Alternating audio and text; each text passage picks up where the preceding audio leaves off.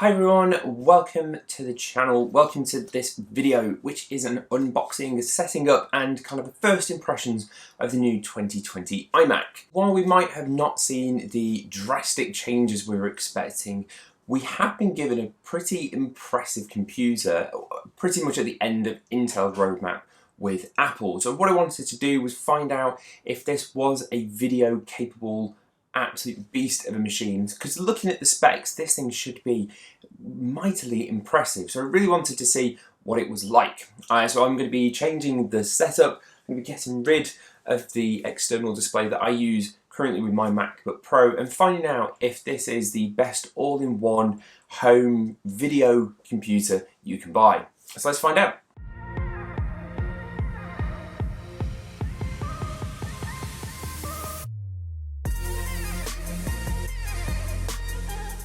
So before we jump into the video of the setup that I now have behind me, I'll be making a review of the iMac over the next week or so, and I would love for you to get the most out of that review. So if you have any questions or thoughts or just anything you want to know about this iMac or the iMac in general or Macs in general, please leave a comment below and I'll try to get that into my review as much as possible. If you do, please subscribe, like, comment, and really does help the channel and makes me feel like I'm adding some worth to your time. So please let me know and enjoy the rest of this video.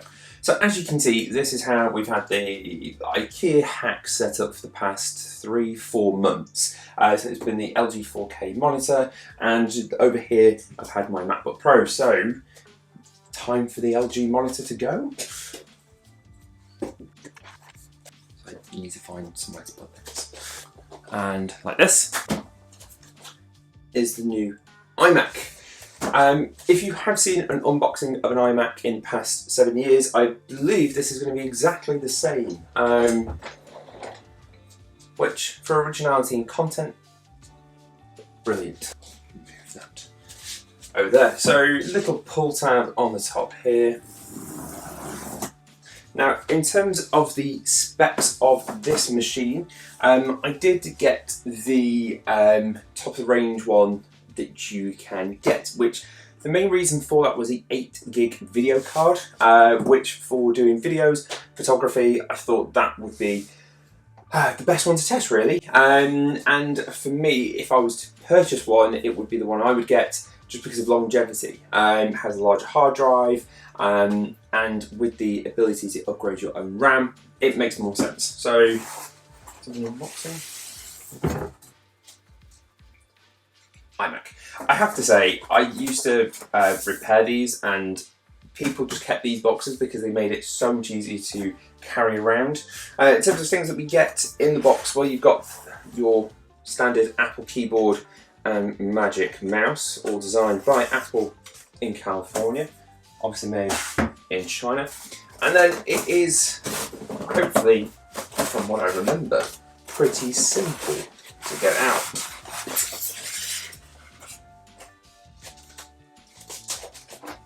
Just a big empty box. I'm going to remove the big empty box as I feel slightly unnecessary right now.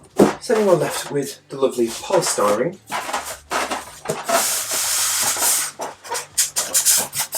Which keeps the iMac nice and protected. Then have your single power cord, which is one of the big benefits of the iMac, is that is all you need. All the power is in the computer, so no power bricks, which even for my monitor, I have a power brick. And just like that, you have a lovely iMac. So with all of this stuff that you unbox, I would highly recommend to keep all of it. From the sleeve to the plastic casing on here, I genuinely keep all of it. If you ever need to take it back to an Apple store for whatever reason, or when you come to sell it in 5, 4, or maybe 1 or 2 years time, I'd highly recommend to keep all of it, just because it keeps it just so much easier, especially because of the size of the computer. It makes this so much easier. So what we'll do, I'll plug this in, we'll get it kind of turned on, and I'll give you my first impressions of this new 2020 iMac. So once you have everything plugged in, it's very, very easy to set up. It is literally turn on the mouse and turn on the keyboard. That is what pretty much sets the iMac apart from, let's say, PC, where you would have to have built this, whereas I've literally plugged it in, I've turned it on. And I think that is where the iMac is still one of the true kings of the all-in-one computer.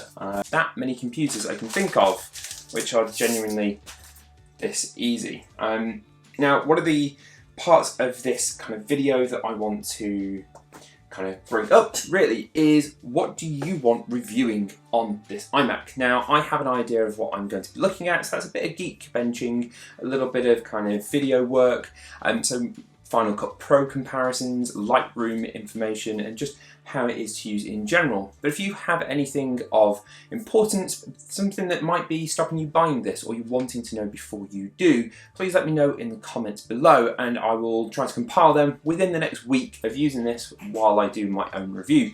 So let me know. Find me on Instagram if you want to DM, because I'll probably put some pictures of this up as well. And yeah, I will get this set up now.